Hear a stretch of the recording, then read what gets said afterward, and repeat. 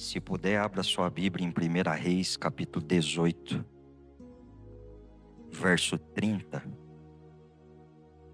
Primeiro livro dos Reis, capítulo 18, verso de número 30, diz assim: Então Elias disse a todo o povo: Chegai-vos a mim. E todo o povo se achegou a ele.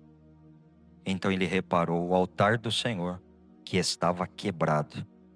Elias tomou 12 pedras, conforme o número das tribos dos filhos de Jacó, ao qual veio a palavra do Senhor dizendo: Israel será o teu nome. E com aquelas pedras edificou o altar em nome do Senhor. Depois fez uma vala ao redor do altar, segundo a largura de 2 medidas, para semear. Então armou a lenha, dividiu o bezerro em pedaços e pôs sobre aquela lenha. E disse: Agora encham de água 4 cântaros, derramai sobre o holocausto, sobre a lenha. E disse: Fazei pela segunda vez. Fizeram pela segunda vez. E ainda disse: Faz pela terceira. Assim o fizeram, de maneira que a água corria ao redor do altar, ainda encheu toda a vala, uma poça de toda aquela água. Glórias a Deus. Até aqui. Irmãos, nós estamos em um mês que o Senhor despertou o nosso pastor presidente, ministrou uma palavra tremenda sobre as nossas vidas, falando a respeito de princípios que nós devemos ter ou tomar ou praticar, para que venhamos ter uma vida abençoada, próspera, segura e respaldada pelo nosso Deus. O nosso Deus é um Deus de ordem e nós temos o hábito de repetir o que ouvimos em pregação. E a gente diz assim: nós servimos ao Deus de toda prata e de todo ouro. Ou seja, todas as coisas e pertencem ao nosso Deus. E do primeiro princípio que o pastor mencionou na semana passada, na terça-feira, nos abençoando, falou a respeito de nós honrarmos ao Senhor com o primeiro fruto, com as primícias daquilo que vem sobre a nossa vida. Nós, os assembleanos, aprendemos isso desde criança. Minha mãe, por exemplo, dentro da minha casa, eu, meus 2 irmãos, na companhia da minha irmã, minha mãe ensinou a gente a ofertar, dizimar, semear, participar de todas as coisas que competem à casa de Deus. Quando nós cuidamos das coisas de Deus, Deus cuida das nossas. Quando nós nos comprometemos com o reino, Deus se compromete com os nossos impossíveis. Quando nós não vemos dificuldade em abençoar, abrir a mão, em até liberar aquilo que nós estamos guardando, retendo, armazenando para fazer algo para nós mesmos, Deus então vê a oportunidade de multiplicar infinitas vezes mais na nossa vida. Então isso é um princípio da premissa. Mas também pastor Toninho deu uma boa palavra, pastor Antônio, nessa reunião, falando a respeito de que entre os cristãos, ou esses que se intitulam servos de Deus, há pessoas que fazem por princípio, por honra e querem fazer e têm prazer de fazer. Outras por propriedade diz que não fazem porque não creem. E há uma terceira qualidade daqueles que nem creem nem fazem, querem atrapalhar os que assim praticam e são abençoados. E esses são os mais perigosos, né? E que não têm quase maneira de serem convertidos, porque não acreditam. A Bíblia é um livro de fé, e em Hebreus 11, principalmente, isso fica intrincado, dizendo que Abraão é o pai da fé, porque ele acreditou quando Deus disse assim: ande, demarque terreno, porque aonde você pisar eu vou dar para você por herança. Então não tinha estrada, ele colocou o pé e Deus estendeu o pavimento. Isso é fé. E por várias outras questões, ele se tornou esse homem. E essa palavra aqui, o pastor André acabou de dizer de época de crise, tempo de crise, de dificuldade. E é nessa hora que de fato nós saímos de cristãos teóricos para práticos. É na hora da dificuldade. Há uma expressão que diz assim, que é no tempo de crise, de dificuldade, é que não é que se forma, mas é aí que se revela um caráter em decadência. Não é quando está tudo bem, quando tem sobrando, quando você tem para emprestar, não está precisando pedir emprestado. É nessa hora da dificuldade, porque daí gera dúvida. Nesse momento a gente pensa assim, pode ser, o ser humano pensa, pode ser que falte, eu vou reservar. Observe que Israel, saindo do Egito, vivendo 430 anos, no pior tipo e humilhante de vida que existia, de escassez. Mas assim que eles saíram caminhando por provisão de Deus no deserto, Deus se revelou, pastor Marcílio, a eles de maneira extraordinária. Tinha água de dia num sol escaldante, tinha nuvem refrigerada, de noite com frio e perigo, tinha companhia da presença guardando, através de uma coluna de fogo. Quando teve mar, ele foi aberto. Quando eles sentiram fome, o Senhor disse assim, eu vou enviar para vocês algo que nunca comeram nessa terra que vocês habitaram por mais de 400 anos, vocês nunca nem imaginarem comer o que eu vou trazer para vocês. Primeiro se preparem, santifiquem, se posicione, e aí eu vou me revelar a vocês. Isso fala de organização, posicionamento, fazer minha parte, como disse o pastor André, ainda agora ministrando para a oferta. E aí o Senhor mandou maná para eles. Mas como eles nunca tinham comido e comeram pela primeira vez e foi muito bom, diz que o maná tinha gosto do que eu mais desejo comer. Então o que estava na memória remontado do que alguém algum dia disse, quando eles ingeriram, aí eles pensaram assim, pastor Samuel, então tem gosto daquilo que eu queria comer. É assim, irmão, você está num culto e aí do seu lado tem alguém muito dando glória, às vezes chorando, levantando a mão, e você questiona e pergunta por quê? Eu nem estou sentindo tanto, é que o sabor da vitória dele é diferente do da sua, entendeu? Ele sabe o preço que pagou, o quanto andou, o quanto foi difícil a caminhada do deserto dele. Então ele dá glória porque ele está sentindo o sabor da vitória, a alegria da aquisição da bênção que Deus estendeu para ele. E eu penso que aqui nessa noite há muitos abençoados nesse deserto da vida, né? Glórias a Deus. Mas aí o povo fez uma coisa que nós vemos pela palavra, que é o quê? O Senhor disse assim, pegue a porção necessária, pastor David, para dentro da tua casa. Você, sua esposa e seus 3 filhos. Alguém que não tinha muita fé, foi e disse assim, eu vou pegar um pouco mais, vai que falte. Eu tenho para amanhã. Isso é não confiar que Deus vai fazer. Aí, Josias, eles disseram assim, eu vou levar mais. E no outro dia, o que não comeu, apodreceu. Isso revela também algo de Deus para as nossas vidas. Se nós de fato falamos que confiamos em Deus, nós deveríamos não nos desesperar mediante a crise, a dificuldade, as notícias, a tudo que vem, ao contrário, porque Deus prometeu e Ele cumpre, porque Ele é Deus e Senhor. Você já tem prova na sua vida, já viveu milagre, Deus já tirou de situações que as pessoas perguntam como, aí você diz assim, não sei, eu sei que é Deus, né? Tem testemunhos aqui dentro dessa maneira. E aí eles tiveram que aprender a confiar incondicionalmente em Deus, irmão Lauro. E esse cenário aqui, que aconteceu com o profeta Elias, em 1 Reis 18, não é muito diferente, pastor Maurício, do que a gente está vivendo agora. Da pandemia para cá, muitas coisas mudaram. Eu venho dizendo algo com frequência e comentando com os amigos, pastores, pastor André, eu falo bastante. Não se acha mais pessoas para trabalharem ou aprenderem alguma profissão. Qualquer setor de atuação que seja que você tenha, o irmão ou a irmã, não há mais alguém batendo um adolescente, um jovem, uma criança no seu comércio. Ou eu não sei se a culpa é dos pais, porque quem gerou em mim a condição de eu exercer o que exerço hoje profissionalmente foi a insistência do meu pai e da minha mãe, batendo em portas e dizendo assim, emprega ele, eu pago para você deixar ele aprender. Era isso, era o discurso no lábio dos pais, do pai e da mãe. Então eu não sei se a omissão é dos pais ou já não há mais o senso de necessidade nos filhos. Eu tenho um comércio na frente de um colégio E no horário da saída da escola sai pelo menos uns 500 meninos. E nos últimos 3 ou 4 anos, nenhum deles e nem os pais deles foram lá perguntar se eu gostaria de receber eles.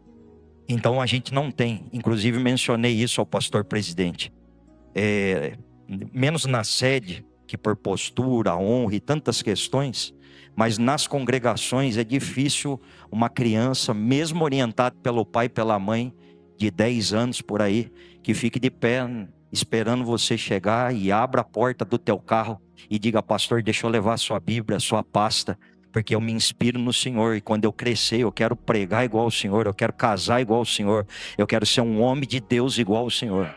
Quase não tem mais. Então nós estamos vivendo um cenário de crise, e da pandemia para cá isso tudo acentuou em todas as áreas, principalmente na economia. Então é de incerteza. Nós estamos com medo, os brasileiros, de comprar a prestação a longo prazo. É ano de política, espera para o ano que vem e tantas questões. E principalmente quem ouve noticiário e televisão, esses estão à beira de colapsar ou surtar. Mas para aqueles que ainda ficam ligados e sintonizados no canal da Glória, que não fica lendo livro de autoajuda, mas que sempre crê na ajuda do alto, e é que lá de cima é que vem a provisão necessária para as nossas vidas. Esse se cumpre o Salmo 3, verso 5. Eu sempre deito, durmo e acordo, porque é o Senhor que me sustenta. É nisso que nós acreditamos, pastor Afonso. Mas o cenário aqui é de crise, e por uma provocação o profeta disse algo e Deus referendou lá em cima da glória, porque iria glorificar o nome dele, irmão Francisco. Ele disse assim: 3 anos e meio não chove, e num país que é no deserto, se não chove, os mananciais secam, e aí não há irrigação, a pecuária vai decair, a agricultura vai faltar provisão. E é o que aconteceu.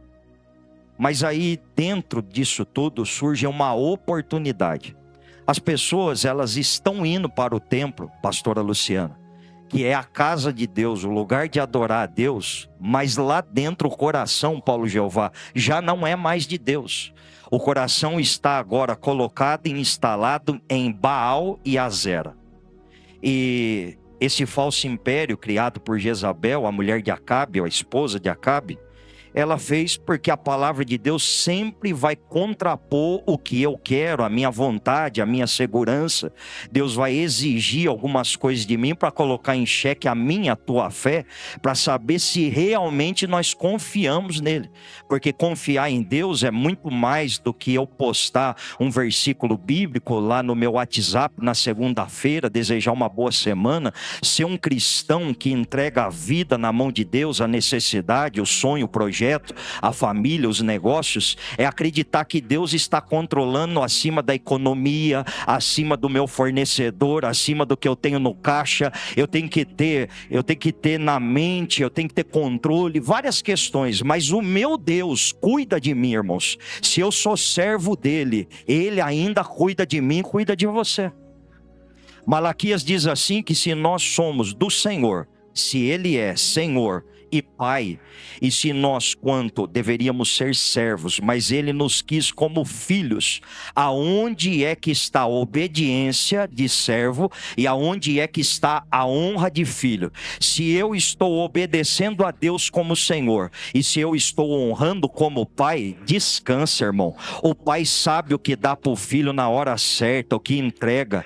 Aleluia. Quando nós lemos Mateus, diz assim, nós sendo maus, mas qual é o pai que não pede, o filho que pede para um pai um pão e o pai dá para ele pedra? Se pedir peixe, ele dá um escorpião. Se o filho pedir uma outra necessidade, ele vai fazer um descaso. O Senhor está dizendo assim: eu sei que você precisa comer, vestir, dar para os teus filhos, pagar, quitar, honrar para o teu nome não ir para lugar nenhum. Se eu sou o teu Deus, se eu sou o teu pai, e se você me honra e me obedece, descansa. A provisão chega, aleluia. Eu envio do alto a providência. O Senhor manda na hora exata, não atrasa, não adianta. Você glorifica, exalta o Senhor, levanta a tua mão e diz assim: ele ainda é o meu socorro, o meu refúgio e a minha fortaleza. Glórias a Deus. Elias, então, ele vai propor um desafio, porque dentro da casa de Deus e num cenário de crise, ele vai dizer assim: eu tenho que provocar nesse povo algo para que eles façam uma escolha. Porque dentro da igreja as pessoas já estavam na casa de Deus, no país que é de Deus, do povo de Deus, adorando a esse Baal e a Azera. A Jezabel não queria ser contrariada, então ela criou um falso império com 850 falsos profetas. Parece aquele conto de fada de uma bruxa, tem uma verruga enorme assim no nariz, toda enrugada, mas ela tem um espelho mentiroso, né? E ela pergunta para o espelho assim: espelho, espelho meu, existe alguém mais bonita do que eu? E o espelho está triste, irmão, porque há décadas e décadas ele disse assim: não, você é a pessoa mais bonita que tem aqui. A Jezabel era assim, porque Deus, a palavra confronta. A palavra faz a gente sair daqui às vezes envergonhado de si próprio, né?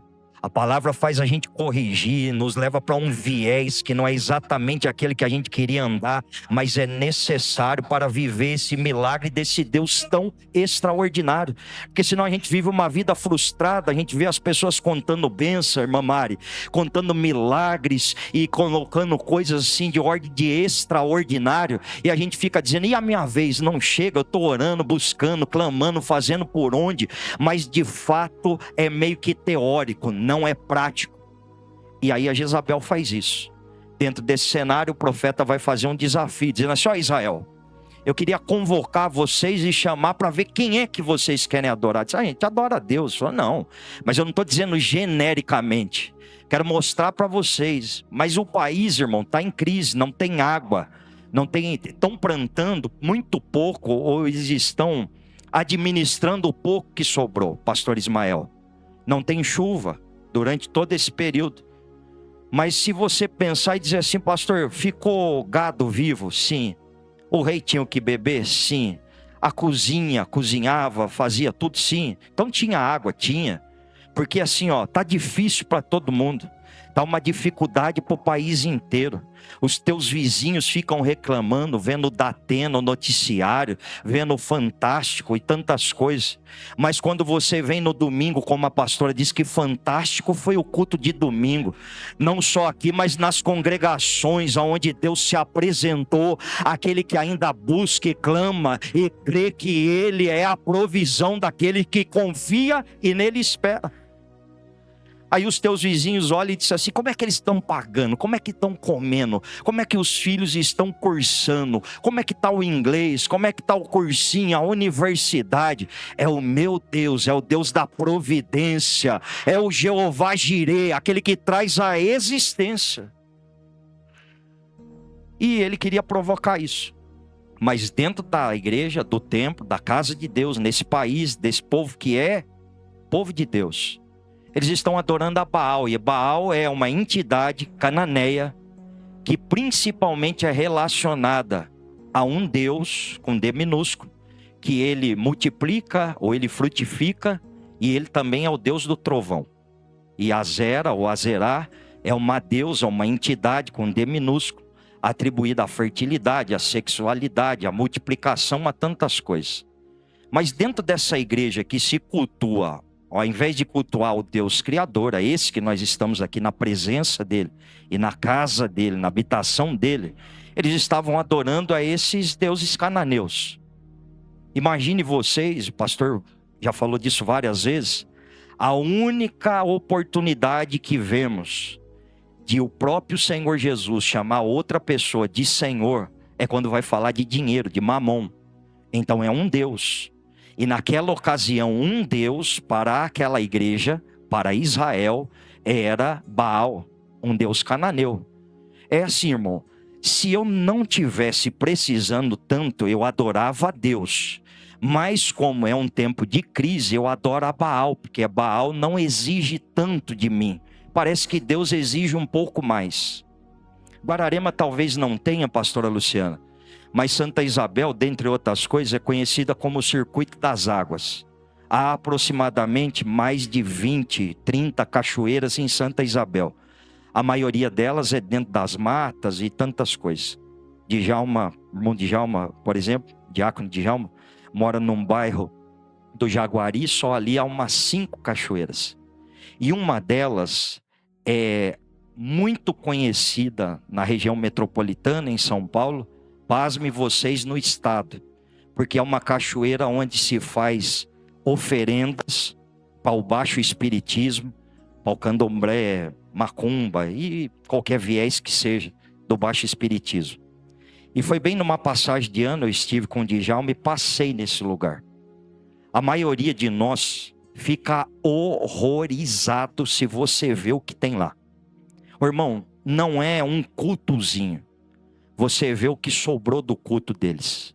Você vê assim meia dúzia, uma dúzia de animais, geralmente de cor preta. E bodes ou carneiro, não sei o que é. Muitos animais de pena, muitas oferendas, muitas bebidas. E eu não sei, mas quem entende, por exemplo, o Lucas já me deu a permissão para dizer isso. O Lucas frequentou o candomblé, foi músico de lá. E alguém colocava até uma certa cela nele lá. E ele, quando diz isso, diz cabisbaixo, mas ao mesmo tempo feliz, alegre e glorificando, porque ele diz: eu conheci Jesus e Jesus me libertou. Em Santa Isabel a gente vê muito isso. E eu fico chocado porque, por exemplo, se 1 quilo de carne de carneiro custa muito caro, quanto custa uma dúzia inteira? Então, para o inimigo, para Baal, eles oferecem coisas que custam muito caro. E olha que não há tanto resultado desse jeito.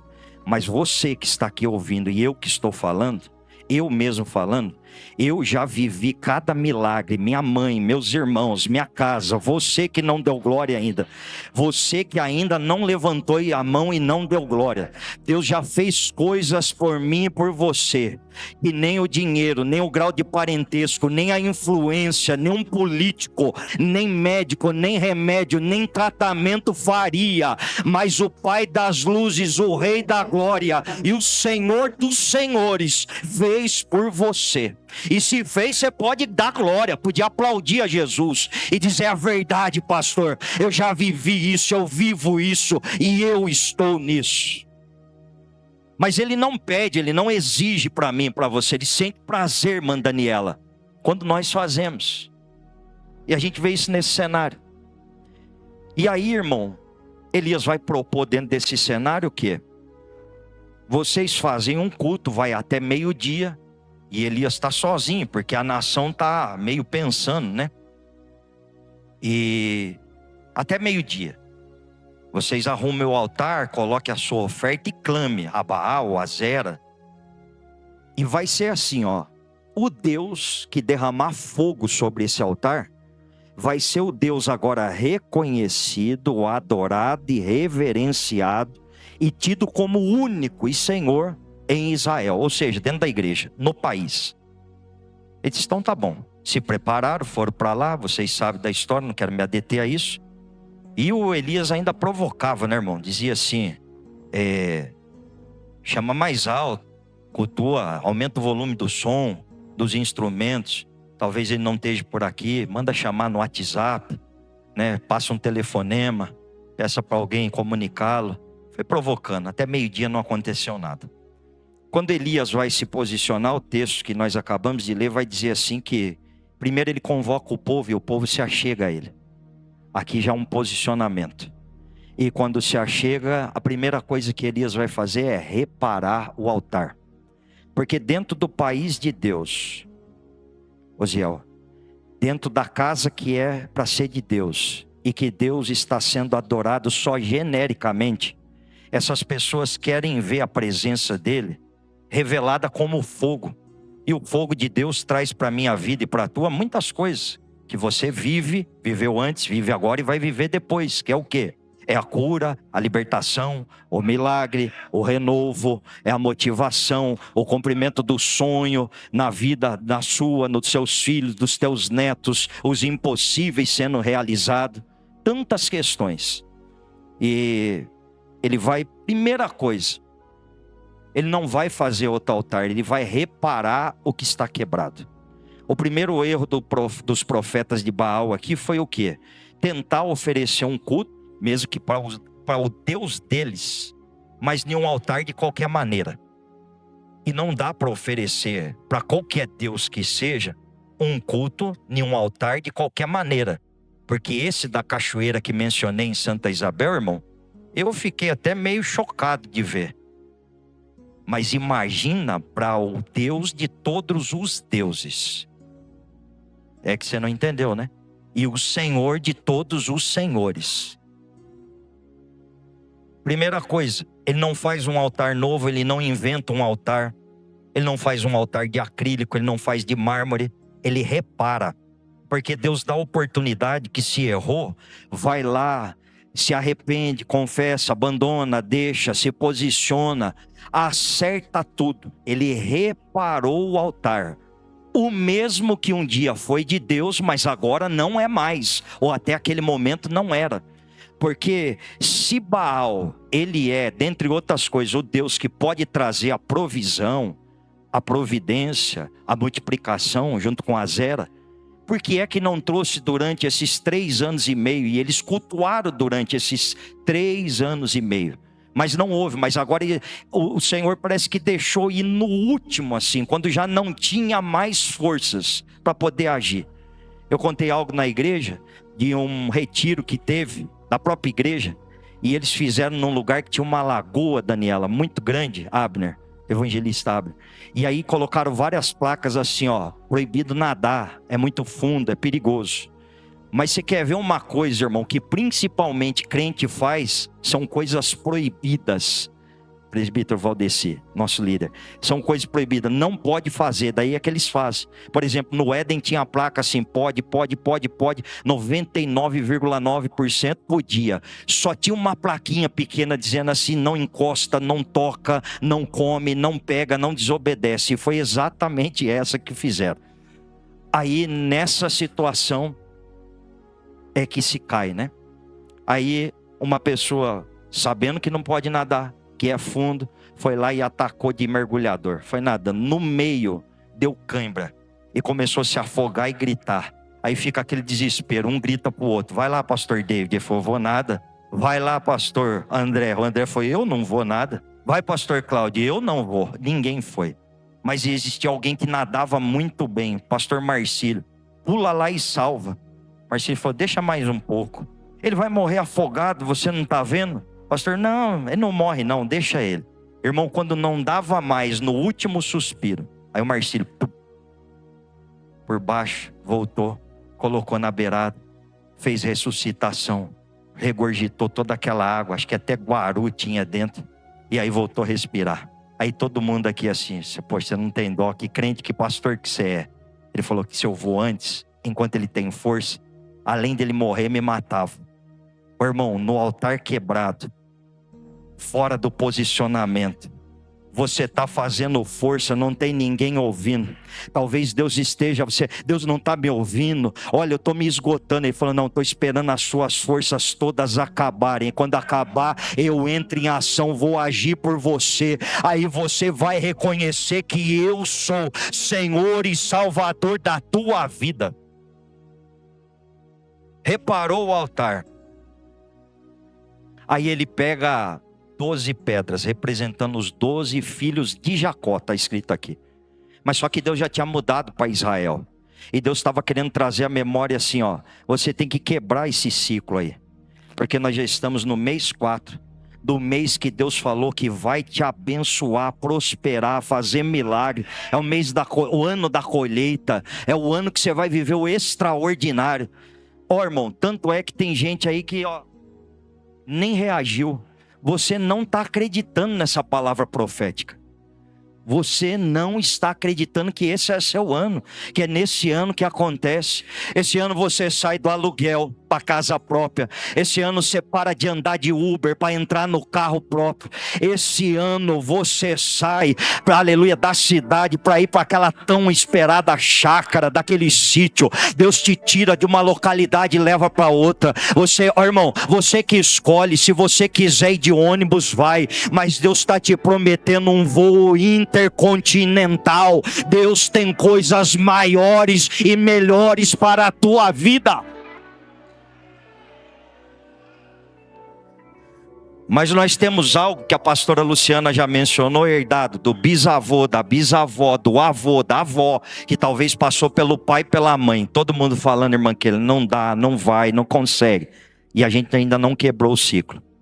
Então Elias vai quebrar pegando 12 pedras, representando os 12 filhos de Jacó, dizendo assim: mas eu quero lembrar que o nome de vocês agora é Israel. Porque ele te criou como Jacó, mas ele gerou forma em você como Israel. Irmão, eu não diria para você apontar para lado nenhum, nem para ninguém, mas você podia bater no próprio peito e dizer assim: Deus já mudou minha vida, Deus já removeu minha sentença, Deus já me deu nome, Deus já me fez honrada se você for mulher, Deus já me fez homem honrado, pai de família. Na minha cidade as pessoas me conhecem, não porque eu sou bom, mas pelo Deus que eu sirvo e adoro. Aleluia! Glória seja dada ao Senhor Jesus. Os edificou com o nome do Senhor, que agora é Israel. Mas agora num cenário, já vou terminar. Pastora Luciana, o que é que mais está faltando em Israel? Água. 3 anos e meio que não chove. Os mananciais secaram. Só que tem uma coisa, eu disse que Deus sempre tem um socorro para os fiéis. Para os leais. Não é fácil, irmão, é difícil, exige de mim, de você, renúncia, posicionamento. Nós temos que abrir mão de tempo, às vezes até da família. Às vezes nós não compreendemos, a princípio, assim, a priori, a palavra que o presidente dá para as nossas vidas, pastora Luciana para as nossas esposas. Em um momento a gente não entende, depois pensa bem e diz assim: é verdade, isso é um fato, eu preciso me enquadrar nisso daí. Eu não vou dizer isso aqui agora, porque a pastora está sentada aqui, porque eu falo mais isso na ausência dela do que na presença. Mas a minha pastora me impulsiona, gera gana, dá vontade. Eu já mencionei várias vezes que ela é uma mulher que ela preside com maestria, ela sabe andar no meio do povo, sem perder a postura e a elegância. Ela é a Esther, mas ela anda no meio do povo como Radaça, e isso gera na gente gana. A gente fica querendo entender. Nós vamos ao Brás, em convenções, e a gente vê quem não tinha nada, está andando no Havaiana, achando que é tudo, esqueceu que foi Deus que deu. E nós temos uma pastora que pertence a uma das famílias mais importantes desse estado, e ela anda com leveza, simplicidade, cumprimenta e me chama de pastor. Eu fico com vergonha, quase que eu caio no chão. Essa é a minha pastora e a sua. Você podia ter dado um glória, hein? Tá aqui. Só que nesse cenário de dificuldade, de falta, de escassez, sabe o que Deus está pedindo para mim e para você? O que mais você está com medo de perder? Mas da pandemia para cá, irmãos, a economia desbicou.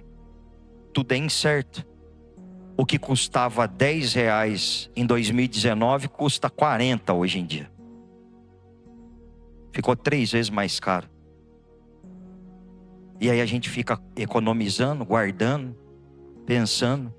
E a gente esquece do que o pastor disse aqui na semana passada, que dentre os princípios para mim ser abençoado, para mim ser próspero, para minha família mudar de nível, para Deus me tirar do degrau que eu estou e para me levar para um outro nível superior, outro andar, daquilo que é tudo promessa dele sobre a minha vida. Eu não posso continuar fazendo as mesmas coisas. Se eu quero um resultado diferente, o meu posicionamento também tem que ser diferenciado, fazendo as mesmas coisas. Eu não posso esperar um resultado diferente. Então, cadê a minha primazia? Cadê a honra no meu primeiro fruto? Naquilo que eu devo devolver com alegria, não é pagar, é devolver, entregar na mão de Deus. Nós temos pastores, por exemplo, como o pastor Joel, que coleciona cartão de dízimo. E ele tem cartão de dízimo que tem mais idade do que eu de vida. Isso é como um troféu para os cristãos antigos. E eu agora, poucos dias, um obreiro lá da igreja, pastor Samuel, foi ver o pastor Silinhas. Ele tem o cartão de membro e de dízimo, do primeiro que ele teve, assinado por Paulo Leivas Macalão. Ele mandou comunicar a gente que agora em maio ele vai completar 99 anos. E ele lê a Bíblia sem ajuda de óculos. Ele tem a mente totalmente sana.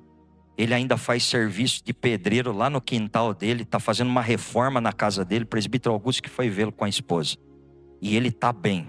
Ele está com expectativa de passar muito além dos 100 anos.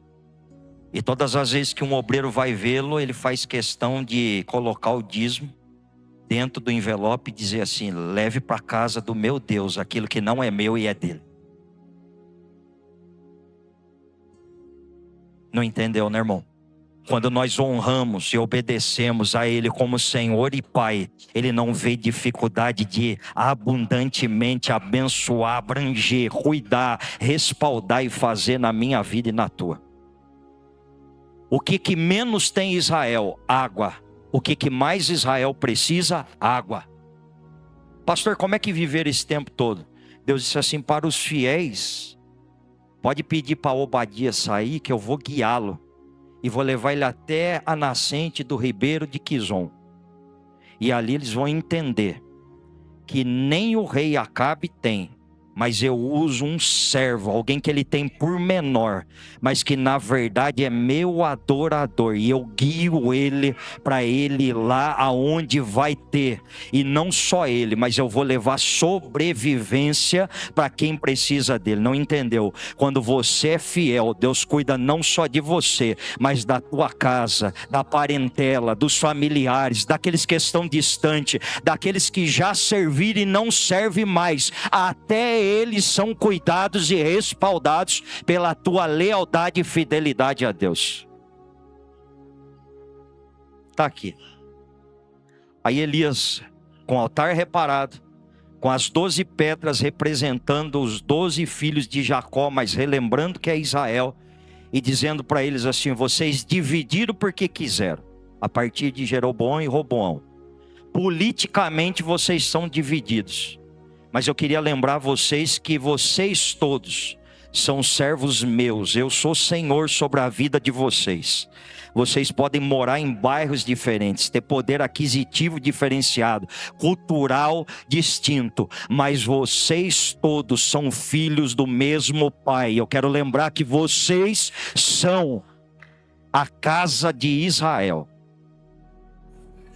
Aí Elias dá uma ordem dizendo assim: traz para mim 4 jarros de água para mim banhar esse altar aqui. E ele tinha feito uma vala em volta. E o texto vai dizer assim que a vala, pastor, era própria para semear. Era uma vala com medida para semear. E ele colocou 4 jarros. Imagine, é como o pastor presidente ou a pastora nos fazendo um pedido, uma orientação sobre fidelidade a Deus. Porque há necessidade física no prédio, na igreja. Como havia tanto em Malaquias, como em Ageu, como nós lemos aqui na palavra. Traz para a casa do tesouro. O Deus da prata e do ouro não precisa, mas a casa onde se adora a Ele, aonde leva recurso para quem tem menos é que precisa. É para cá. Aí quando ouviram isso, falaram: como é que é? 4 jarros de água nessa época. Imagina o escândalo que não foi para o povo, dizendo assim: que absurdo, poderia ter pedido qualquer outra coisa, pastora Vilma, mas veio pedir água. E quando alguém foi ousado, Paulo Jeová, de dizer assim: eu vou levar, eu não sei você, Laura, mas eu, pode contar comigo, dentro desse jarro aí. Porque, irmão, parece que ninguém tem, mas para encher aquele jarro, alguém chegou pelo menos com 100 ml, irmã Keila. Alguém chegou com meio litro, outro com 1 litro inteiro, o outro eu tenho um pouquinho. E aí, de repente, encheram 4 jarros. Banhou. Quando ele disse assim, ele falou: se foi possível uma vez, é de novo. Aí alguém fala: não, agora é demais, é loucura. E pela segunda vez, e depois pela terceira vez, em 3 etapas de 4, 8, 12. Deus estava dizendo assim: olha, eu estou provocando um milagre para quem quer. Na primeira vez, houve uma resistência muito grande para alguém levantar a mão e dizer assim: eu tenho um copo, eu tenho 100 ml, eu tenho meio litro. Mas alguém levantou, e quando levantou, Deus disse assim: eu já tenho bênção dobrada, recalcada, transbordante, sacudida, de boa medida. sem medida para a sua vida. Aí Deus disse assim, vai ser só esses os abençoados. Aí quando ele pede de novo outra etapa, disse assim, eu não vou ficar de fora. Agora sem constranger, diga para esse irmão aí, eu estou entendendo. E eu vou entrar nesse mistério, porque esse ano é o ano que Deus vai fazer o extraordinário. Irmão, deixa eu relembrar, é o ano da colheita, esse é o ano, irmão. A bênção é sua, o milagre impossível é teu. Mas ainda não eram todos, era só 8 tribos. Ele disse assim, então pela terceira vez. Agora eu fico me perguntando, aonde acharam água? Onde tiveram que ir atrás de água? O preço que... Irmão, diz que a água aqui valia mais do que ouro. Pessoas tinham objetos de ouro e eles davam a troco de água e não encontravam. Porque alguém dizia assim, do que me vale o ouro e eu não ter a água para estar vivo, para poder usufruir. E quando coloca tudo em cima, Elias estava... Por que molhou? Porque ele estava dizendo assim, olha, eu quero tirar daqui, desse culto, toda a possibilidade de vocês achar que tem um fogo escondido, oculto ou falso aqui. Eu molhei tanto, eu semeei, na verdade ele semeou tudo que o país precisava no altar de Deus. A minha pergunta, pastor Samuel, foi assim, por que semear água em cima do altar? E Deus respondeu com fogo e não com água. É que, irmão, primeiro Deus se revela quando você não tem mais esperança, mais nada.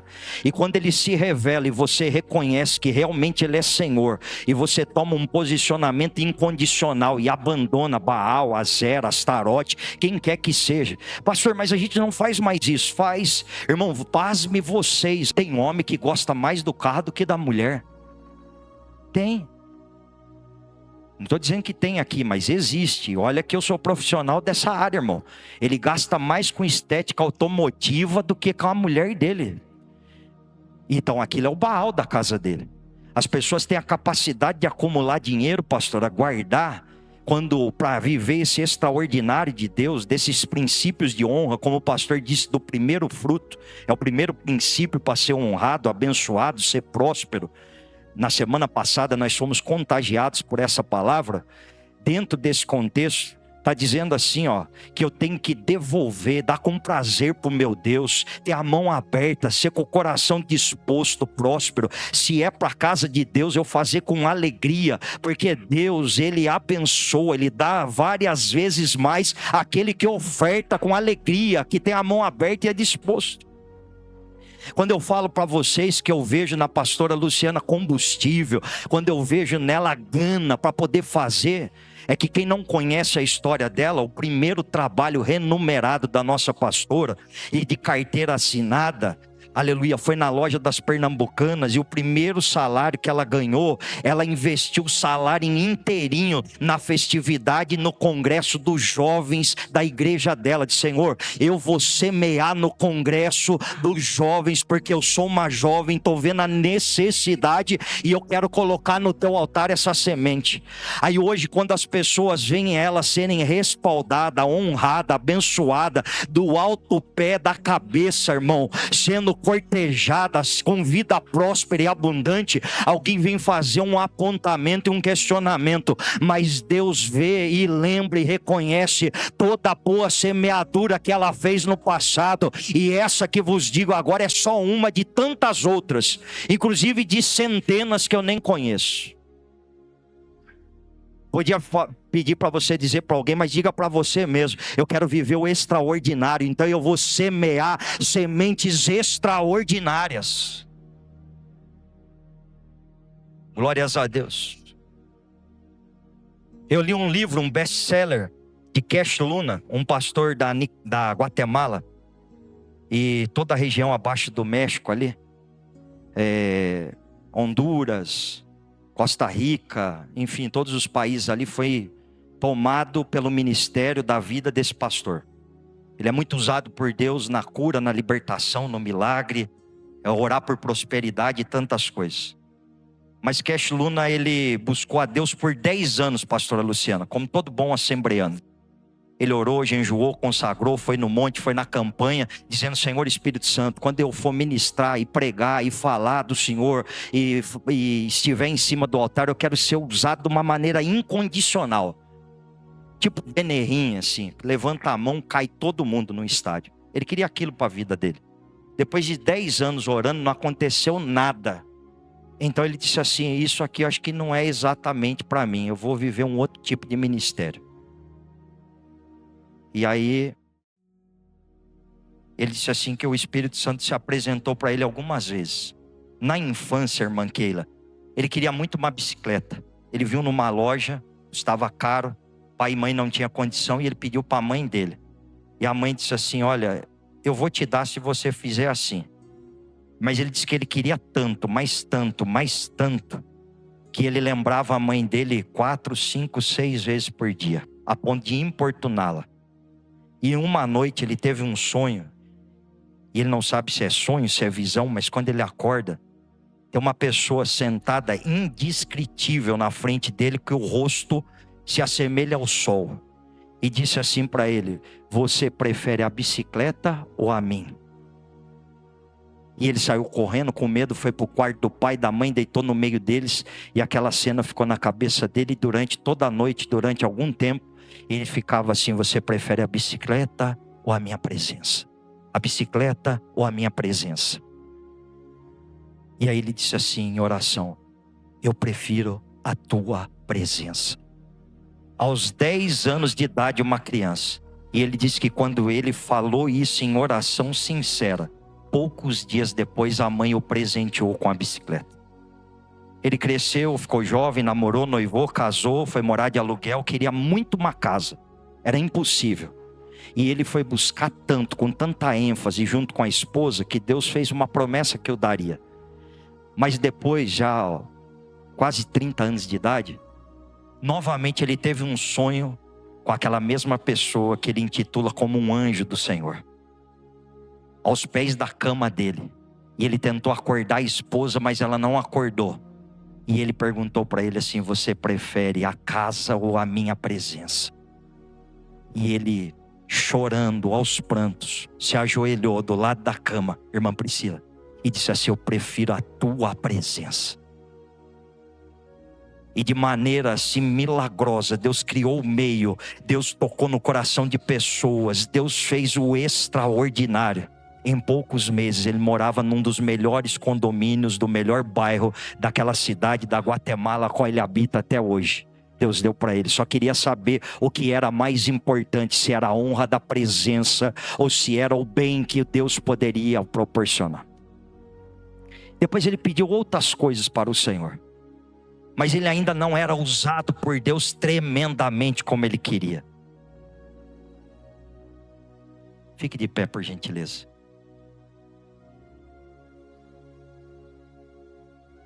Glória seja dada ao Senhor.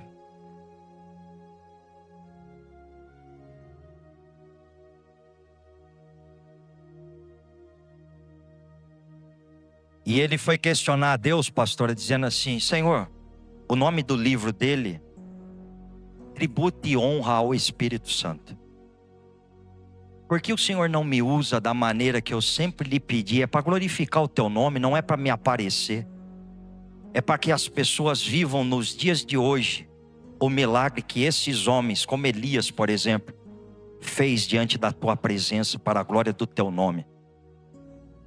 E aí o Senhor disse assim para ele, ó, é porque você é capaz de fazer economias para trocar de carro, para colocar pneu, mas você não é capaz de comprar um tênis de R$1.000 para você mesmo usar ou para presentear a sua esposa. Você diz que não pode e que não tem. E quando você não prestigia nem você mesmo, como é que você quer que eu faça o extraordinário na sua vida? Você bate no peito e diz que a verdadeira igreja é você e que eu habito dentro de você. E o Senhor falou para ele, mas é como a sua residência, que você paga para uma empregada lavar a roupa, lavar o chão, para passar a roupa e ela governar e cuidar bem da sua casa. Quando você me honra com os dízimos e ofertas, quando você não vê impedimento em fazer um investimento, aonde você diz que é a minha casa, aí eu vou e habito aí com prazer, eu faço o extraordinário. Porque o Espírito Santo não é uma coisa, ele é uma pessoa, e não é uma qualquer, a mais importante que existe. Aí ele foi entender, aleluia, o que verdadeiramente é ser crente. Porque quando Elias coloca tudo em ordem, quando ele rega o sacrifício e molha a lenha e o holocausto, a oração dele é uma das menores orações da Bíblia. Ele disse assim: Senhor, se revele para esse povo aqui agora, que o Senhor é o mesmo e não mudou, o Deus do Abraão, o Deus do Isaque e o Deus de Jacó. Irmão, o fogo desceu, queimou o holocausto, queimou a lenha molhada, derreteu as pedras, consumiu a própria base do holocausto, secou a água e queimou a vala. Aquilo foi uma coisa tão impactante que Israel naquele momento tomou uma decisão. A partir de agora, eu honro a Deus, eu semeio no altar de Deus. Eu agora não quero saber, nada é mais importante para mim do que meu Deus e a presença dEle na minha vida.